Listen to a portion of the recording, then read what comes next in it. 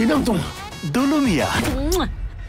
দরদের প্রচারণাতে নেমেছেন পুরো team. Sensor পেলেই আমরা সিনেমাটি মুক্তি দেব। হ্যালো দর্শক, আসসালামু আলাইকুম। সবারই কি অবস্থা? আশা করি অনেক ভালো আছেন। আজকে আমরা কথা বলবো শাকিব খানের এবং অনন্য মামুন ভাইয়ের যে দরদ মুভিটা আছে, দরদ মুভিটা সেন্সর বোর্ডে জমা দেওয়া হয়েছে। আসলে সেন্সর বোর্ড দরদ মুভিটা কি সেন্সর পাস করলো কি না এবং দরদ মুভিটা কবে মুক্তি পাচ্ছে সে সম্পর্কে আজকে এই ভিডিওর মধ্যে বিস্তারিতভাবে আলোচনা করা হবে। চলেন আমরা ভিডিওটা শুরু করি। কবে মুক্তি পাচ্ছে শাকিব খানের দরদ সিনেমাটি?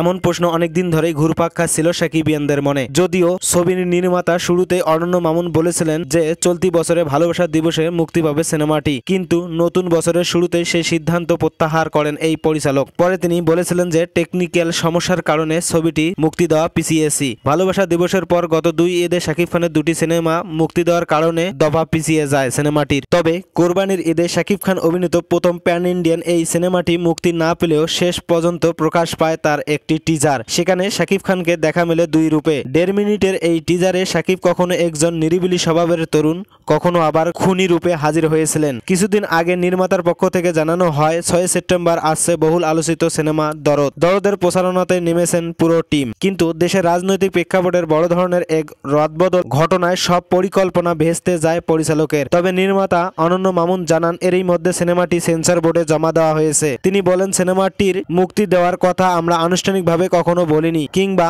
তারিখও জানাইনি। তবে সম্ভব তারিখ হিসাবে ফেব্রুয়ারি মাসের কথা বলেছিলাম। তখন শুধু ফার্স্ট লুক পোস্টার সঙ্গে দুবাইয়ে থেকে প্রচারণা শুরু হয়েছিল। বিভিন্ন কারণে ছবিটি মুক্তি দেওয়া পিছিয়ে যায়। সেন্সর পেলেই আমরা সিনেমাটি মুক্তি দেব। দেশের চলমান পরিস্থিতিতে গত 2 মাস মুক্তি পেয়েছিল মাত্র একটি সিনেমা। এমন পরিস্থিতিতে সিনেমা মুক্তি দিতে ভয় পাচ্ছেন পরিচালক প্রযোজকরা। এ বিষয়ে অনন্য মামুন বলেন, সরকার পতনের পর দেশের বিভিন্ন প্রতিষ্ঠানে বিভিন্ন রকমের পরিস্থিতি আমরা দেখেছি। অনেক জায়গায় প্রশাসনিক পরিবর্তন এসেছে।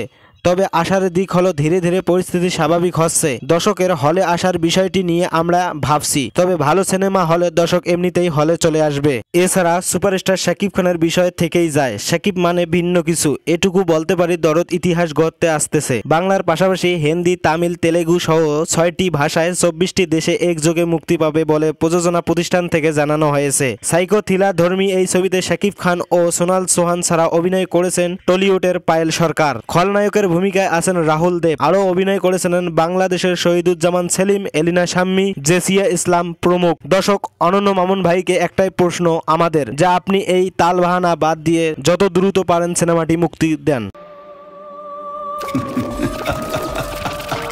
আমি তাহলে জিতেই গেলাম।